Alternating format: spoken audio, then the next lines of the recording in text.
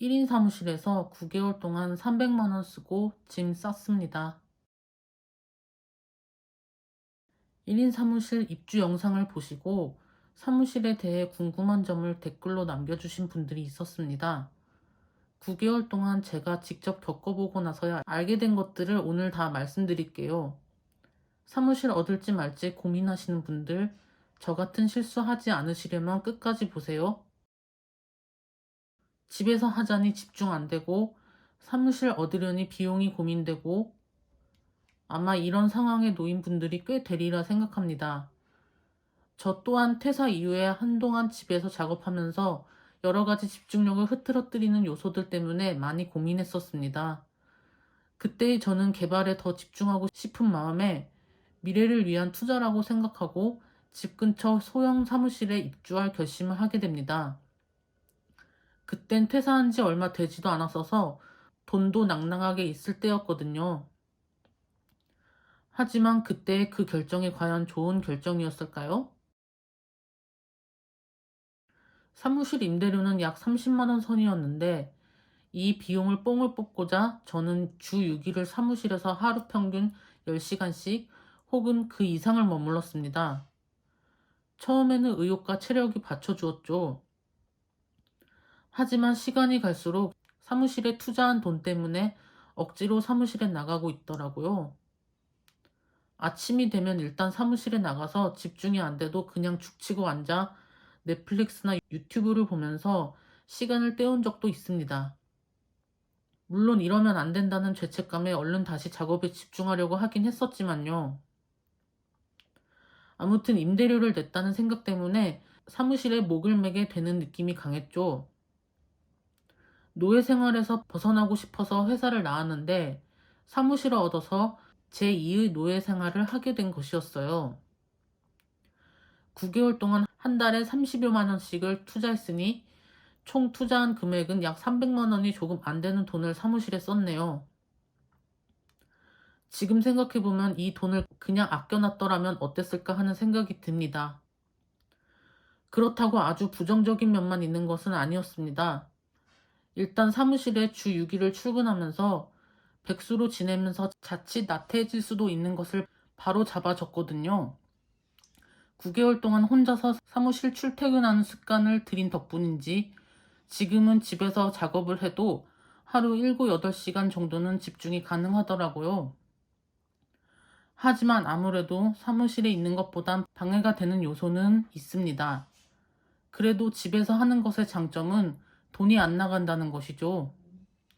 9개월의 시간 동안 혼자서 수익할 수 있는 방법을 여러 가지로 강구하며 내린 결론은 갖고 있는 돈부터 잘 지키자는 것이었습니다. 미래에 대한 투자라고 생각하며 비용을 지불하기 전에 정말로 이게 유의미한 지출이 될 수 있는지 잘 생각해 봐야 한다는 것이었죠. 물론 투자하는 시점에는 이 비용이 나중에 어떤 방식으로든 투자한 금액보다 불어나서 돌아올 거란 희망찬 기대를 하지만 그런 해피엔딩이 되는 경우는 아주 많지는 않은 것 같습니다. 비용을 투자해서 얻은 것은 불어난 돈이 아니라 결국 가지고 있는 돈부터 잘 지키자는 인사이트였네요. 그럼 제가 경험한 1인 사무실의 실체에 대해 말씀드릴게요. 우선 1, 2인 입주용 사무실은 100이면 100, 넓은 공간을 가벽으로 나누어서 수십 개의 방으로 쪼개놓은 형태입니다. 가벽이라는 단어에서 이미 눈치채셨겠지만 옆 사무실 소음이 그대로 들립니다. 그 말은 곧 내가 내는 소리도 옆 사무실에 들린다는 거죠. 사무실 밖의 소음도 만만치가 않습니다. 택배 포장하며 내는 테이프 뜯는 소리, 무거운 물건 나르며 쿵쾅거리는 소리가 아주 크게 생생하게 들리죠. 소음에 예민하신 분들은 소형 사무실 절대 가시면 안 됩니다. 그리고 넓은 공간을 가벽으로 쪼개놓다 보니 어떤 구역에 있는 방들은 창문이 없을 수 있습니다.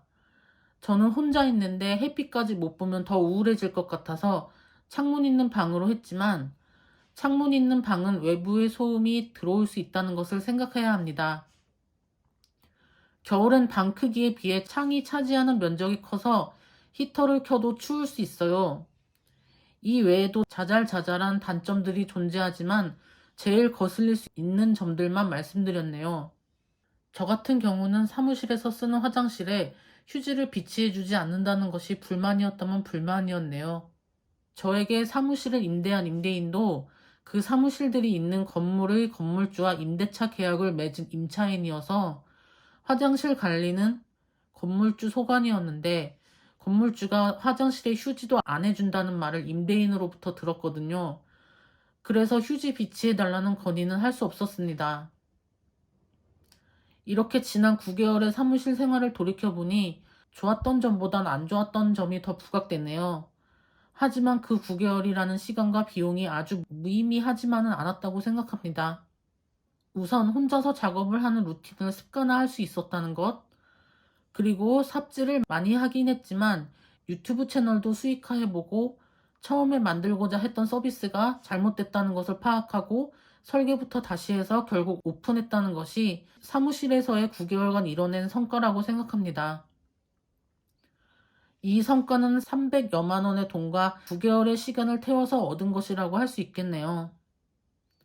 더 큰 성과가 있었다면 더 좋았겠지만 매일매일 작업하는 것이 루틴으로 정착했다는 것과 집에서의 온갖 유혹에도 넘어가지 않고 집중할 수 있게 된 것은 제가 앞으로도 계속 1인 개발을 이어나갈 수 있는 초석이 되었다는 생각이 듭니다. 그래서 결론은 1인 사무실은 혼자 작업하면서 생활 패턴을 바로잡는 데 도움이 될 수 있지만 그렇게 돈을 투자해서 얻은 사무실 환경은 생각만큼 좋지 못하다. 사무실 비용으로 쓸 돈이 있다면 해볼만 하지만 그렇지 않다면 어떻게든 집에서 루틴을 만드는 연습을 하셔야 할 것 같습니다. 하지만 집에서 루틴 만드는 게 절대 쉬운 것이 아니므로 얻을 수 있는 것과 잃는 것을 잘 생각해서 정해야 할 것 같습니다. 저의 9개월 경험담이 비슷한 고민하시는 분들께 도움이 됐으면 좋겠습니다. 시청해주셔서 감사합니다.